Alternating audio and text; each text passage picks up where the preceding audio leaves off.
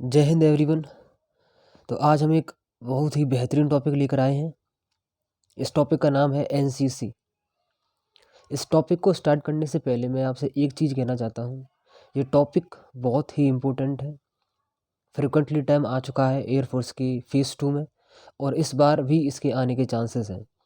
तो please focus करना, आसानी से इसे समझना। मैं आसानी से इसे समझाने की आप लोगों को कोशिश करूँगा।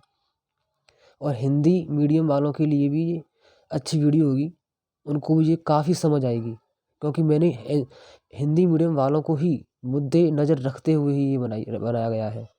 इसमें छोटे छोटे पॉइंट्स हैं। पॉइंट्स मैंने ज़्यादा हार्ड नहीं रखे हैं, कोई भी ऐसी मैंने हैवी वोकेबलरी यूज़ नहीं करी है।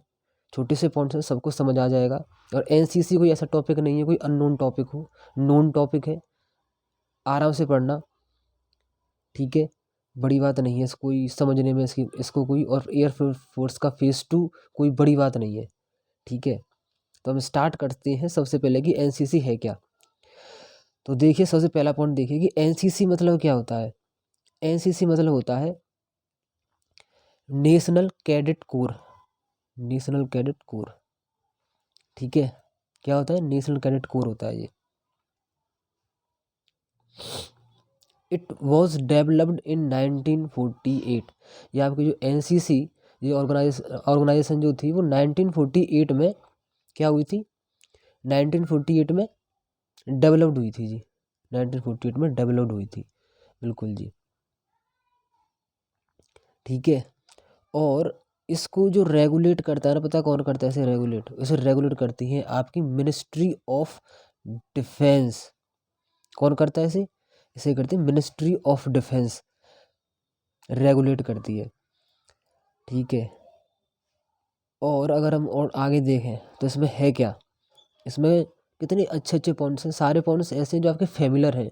कोई मैंने इसमें कोई हैवी वोकेबलरी और ऐसा नहीं कोई फैंसी सेंटेंस हो या फिर ऐसा उठाया हो। ये सारे के सारे मैंने एक हाईलाइट पॉइंट है, ये सारे सारे की वर्ड्स होते हैं ना, उस तरह से मैंने बनाए हुए हैं, ठीक है।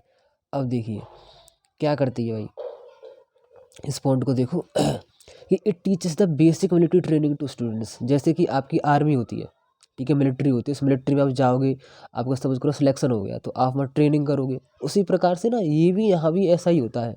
बट ये है कि आपको कोई वहाँ पर पेमेंट नहीं मिलेगा, कोई पैसा नहीं मिलेगा। बट ये है कि आप सोशल वेलफेयर के लिए आप काम कर सकते हो, और बहुत सारी हैं आपकी जॉब्स में भी काम आता है। देखो मैंने सारे पॉइंट दिए हुए हैं, आगे आपको समझ में आएगा। तो teaches the basic military training, it teaches basic military training, ठीक है। Teaches the basic military training to the students. Again देखिए, NCC help student to develop a friendship, discipline and करेज।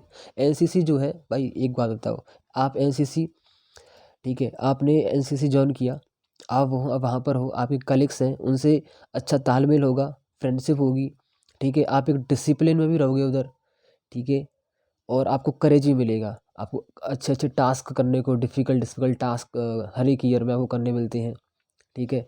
वहाँ पर बहुत सारे एडवेंचर्स भी होते हैं, जाते हैं वो सारे स्टूडेंट्स। तो ओवरऑल डेवलपमेंट होता है, पर्सनैलिटी डेवलपमेंट भी होता है ना उधर, सारी की सारी चीज़ें होती हैं।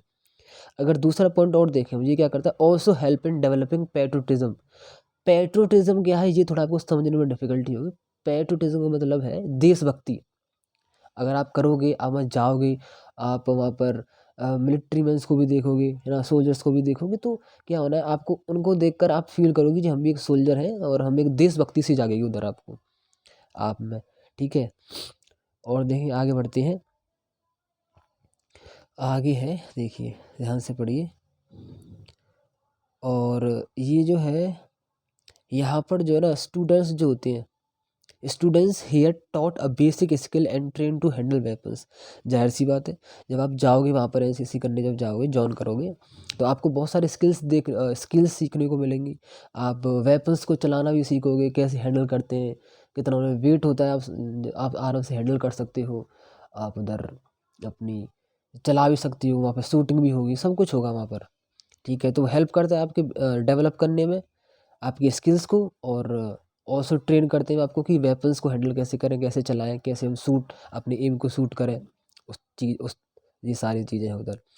NCC students get a benefit in many jobs, ठीक है। जो एनसीसी स्टूडेंट्स होते हैं, उन्हें कई जॉबों में उससे बेनिफिट्स मिलते हैं। आपको सर्टिफिकेट होता है ना, ये सर्टिफिकेट बी सर्टिफिकेट, इस तरह के सर्टिफिकेट होते हैं, तो कई जॉबों में वो वैलिड होते हैं। जैसे कि आप खुद ही ले लो एयरफोर्स में, अब जब एयरफोर्स में जाओगे आपको कुछ ना कुछ एक्स्ट्रा मार्क्स मिलते हैं, ठीक है। तो मैनी जॉब्स में आपको बेनिफिट्स देता है ये।